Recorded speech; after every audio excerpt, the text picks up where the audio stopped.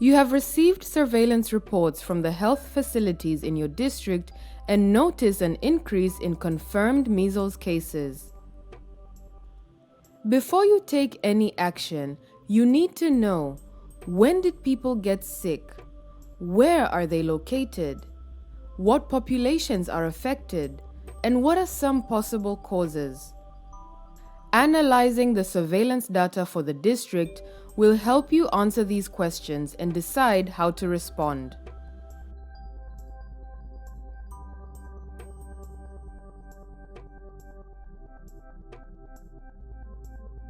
Analyzing surveillance data is essential to any immunization program. This is how you identify potential outbreaks and plan strategies to prevent the spread of disease. It is also critical to evaluating the overall effectiveness of your program. In this video, we will review how to analyze surveillance data, look for the underlying causes behind any increases in cases, and decide on a response to address those causes. When you identify an increase in cases, the first step is to analyze the data. Analyzing data is about uncovering patterns, finding out when and where cases are being reported, as well as which populations are being impacted by the disease.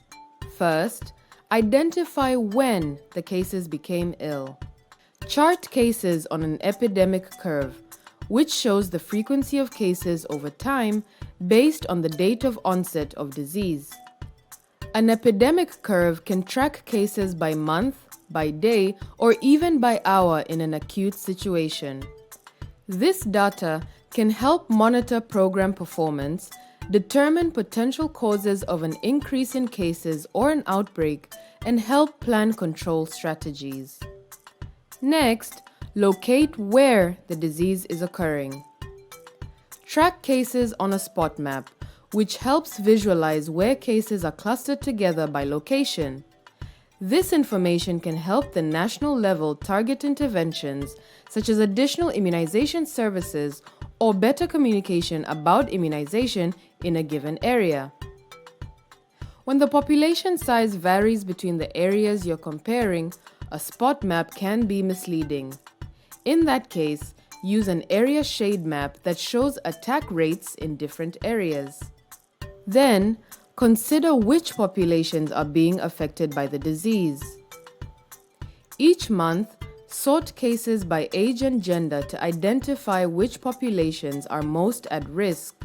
You might show data in a table like this, or in a graph such as this. You might also analyze cases by other factors such as vaccination status or location.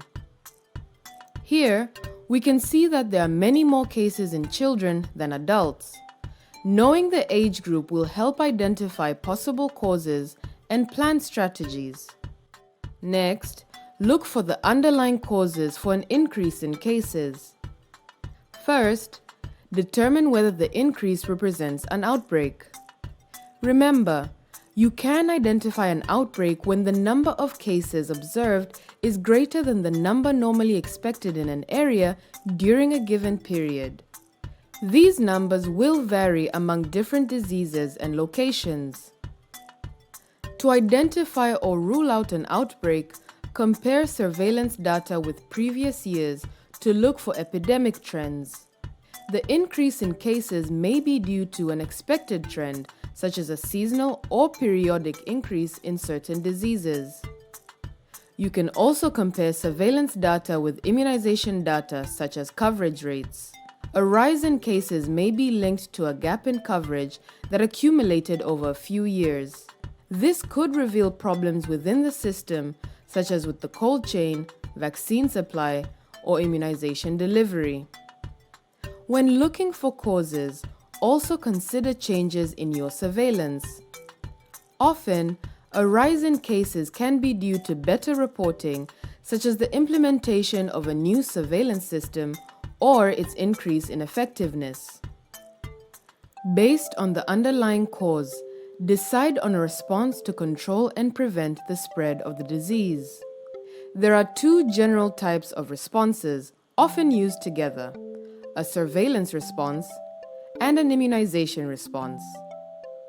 A surveillance response involves gathering and sharing additional data to track the cases more closely. This may include going door to door at the community level to actively search for additional unreported cases. Or it may involve investigation and confirmation of suspected cases. An immunization response can vary by disease and country policies, but generally involves an increase or improvement in immunization service delivery to prevent the spread of disease. Some diseases, such as polio, may require urgent, large-scale supplemental immunization as recommended by global policy. For other diseases, the response depends on national or local policy. For example, for neonatal tetanus, the policy may be to immunize the mother with TT as well as all eligible women in surrounding communities. In any immunization response, surveillance data will help target the communities and populations most at risk.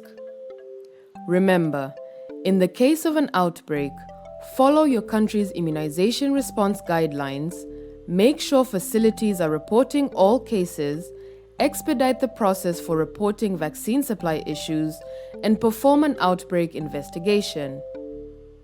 You now know how to analyze and take action on surveillance data.